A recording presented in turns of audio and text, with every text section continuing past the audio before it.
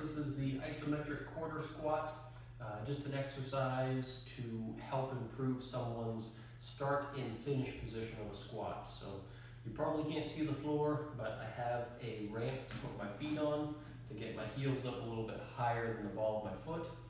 If you don't have a ramp, put a 2.5 or 5 pound weight plate underneath each heel. Having a countertop or a bar in front of you can also be helpful, as it just makes it a little bit easier to balance in this position initially. So I have my heels up on the ramp. I'm lightly touching the bar with my fingers. From here, I exhale and tuck my hips. And in this position, what I'm trying to get is my head over my shoulders over my hips, and my hips over my heels. So a lot of times when I ask people to tuck their hips, they end up sliding them way forward, or their hips will go way back behind them. Ideally, we want everything stacked up like a totem pole. So again, head over shoulders, shoulders over hips, hips over heels.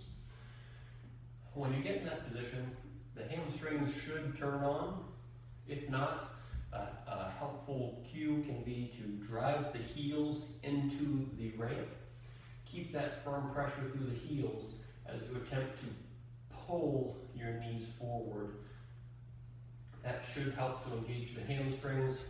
If people are only feeling the front of their thigh, it's often because they're water skiing and trying to push their foot towards the wall. So a little bit of a quarter squat, light touch of the barbell.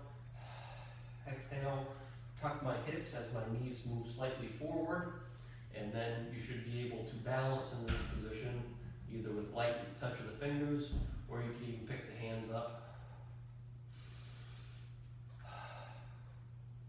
and try to hold this position for 5 breaths and just see how much you can get those hamstrings going in this position.